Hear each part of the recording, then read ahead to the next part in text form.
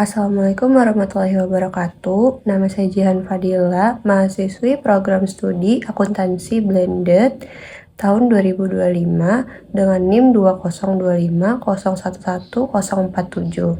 Tujuan saya membuat video ini adalah untuk memenuhi tugas UTS Statistika Bisnis yang diampu oleh Bapak dosen Dr. Ari Eksandi, SE MAKT.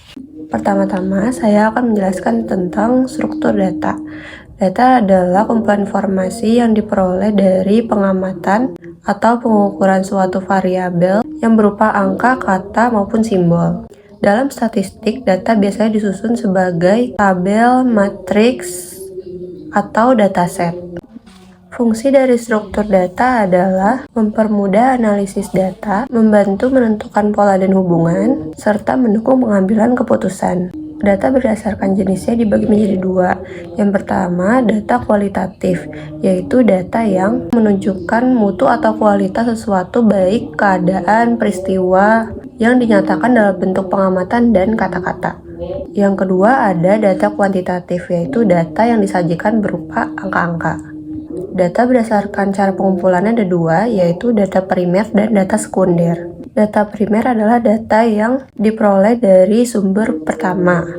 Pengumpulan data biasanya dilakukan langsung melalui wawancara atau pengisian kuesioner. Kemudian ada data sekunder, yaitu data yang sudah diolah oleh pihak lain sebelumnya. Jenis data berdasarkan skala pengukurannya ada data nominal atau NOMI. Data nominal adalah data yang terdiri dari kategori saja tanpa urutan. Kemudian ada data ordinal, yaitu data yang memiliki urutan namun tidak memiliki jarak, perbedaan yang sama di antara urutan tersebut. Kemudian ada data interval, yaitu data yang memiliki jarak perbedaan yang sama di antara urutan namun tidak memiliki titik nol absolut atau mutlak. Kemudian ada data rasio, yaitu data yang lebih sering dipakai dalam ilmu eksakta dibanding sosial. Kemudian berdasarkan sumbernya ada wawancara atau angket, yaitu data yang bersumber dari hasil responden atau orang yang merespon.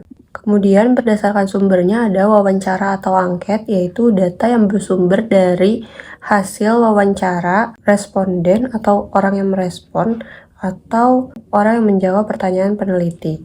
Kemudian ada populasi, yaitu data yang respondennya adalah seluruh populasi atau semua individu yang menjadi target sebuah penelitian. Kemudian ada sampel, yaitu data yang respondennya tidak semua, melainkan hanya sebagian dari populasi dipilih berdasarkan kriteria tertentu. Kemudian ada observasi, yaitu data yang diperoleh dari pengamatan langsung.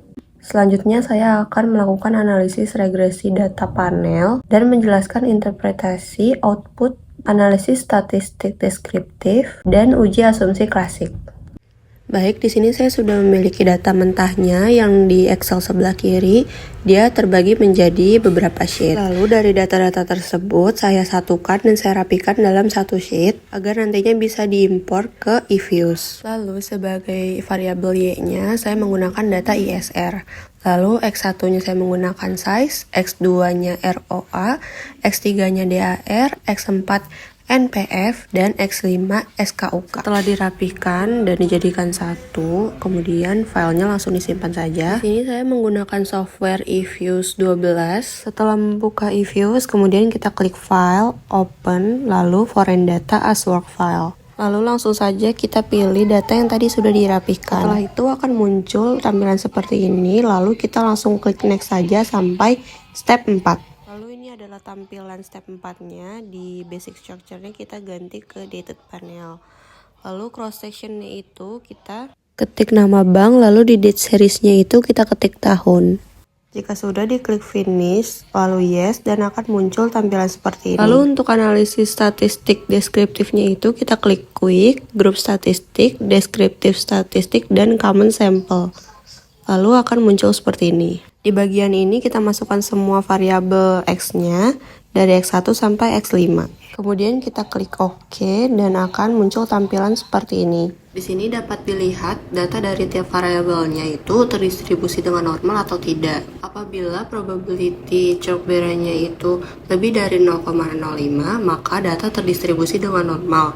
Sebaliknya, apabila probability chalkbearer-nya itu kurang dari 0,05, berarti data tidak terdistribusi dengan normal. Jika dilihat dari probability chalkbearer-nya ini, variabel independen X1 dan X4 ini terdistribusi dengan normal, namun variabel X2, X3, dan X5 tidak terdistribusi dengan normal.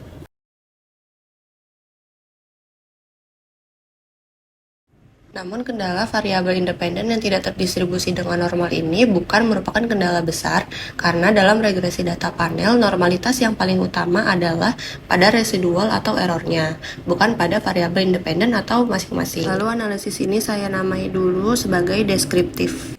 Selanjutnya, saya akan mengestimasikan model yang akan dipakai, apakah common effect, random effect, atau fixed effect. Caranya, pertama-tama kita blok dulu variabel X1 sampai Y. Setelah itu diklik 2 kali dan klik equation estimation. Lalu akan muncul tampilan seperti ini. Setelah itu, variabel Y dan variabel C kita pindahkan ke depan, di sebelum X1. Lalu di bagian panel option ini cross section dan periode non semua, kita tidak perlu ubah apa-apa. Lalu diklik OK. Lalu akan muncul data seperti ini dan langsung kita simpan sebagai CEM atau Common Effect Model. Lalu kita ulangi step yang tadi. Namun pada bagian panel option ini di cross sectionnya kita ganti menjadi fix. Lalu akan muncul tampilan data seperti ini dan kita simpan dan namai sebagai FEM atau Fixed Effect Model. Selanjutnya kita ulangi lagi step yang tadi, namun pada bagian panel option cross sectionnya kita ganti jadi random. Setelah itu kita simpan dan namai sebagai REM atau Random Effect Model. Lalu untuk memilih model regresi data panel itu, kita perlu melakukan teknik uji Chow, uji Hausman, atau uji Lagrange multiplier. Di sini saya akan melakukan uji Chow dengan membuka data FEM, lalu klik View, klik Fix atau Random Effect Testing, lalu klik Redundant Fixed Effect Likelihood Ratio. Uji Chow dilakukan untuk memilih model mana yang sebaiknya digunakan, apakah Common Effect Model atau Fixed Effect Model. Untuk pemilihan model dapat dilihat dari prop cross-section F dan cross-section chi-square-nya. Apabila prop cross-section F dan cross-section chi-square-nya lebih dari 0,05, maka akan mengikuti Common Effect Model atau CEM.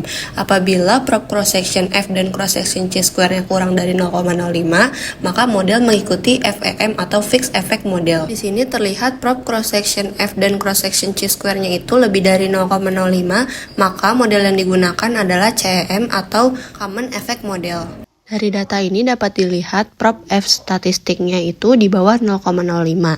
Artinya secara bersama-sama seluruh variabel X berpengaruh cukup signifikan terhadap variabel dependen. Lalu apabila melihat R-squared dengan angka 0,4922, artinya sebesar 49,2% variasi dari variabel dependen Y dapat dijelaskan oleh variabel-variabel X. Lalu jika model disesuaikan dengan jumlah variabel, bisa kita lihat dari adjusted R-squared dengan angka 0,427, artinya kemampuannya adalah sebesar 42,7%. Data ini kemudian saya namai dengan ChowChem, lalu langsung kita close saja. Selanjutnya saya akan melakukan uji asumsi klasik yang terdiri dari normalitas, multikolinearitas, heteroskedastisitas, dan autokorelasi. Untuk uji normalitas, pertama kita buka dulu data ChowChem-nya, lalu klik View, residual diagnostik, lalu klik histogram normality test. Di sini dapat dilihat nilai probability-nya lebih besar dari 0,05, yang artinya data residu dalam penelitian ini terdistribusi secara normal. Lalu data ini bisa di-close saja dan selanjutnya saya akan melakukan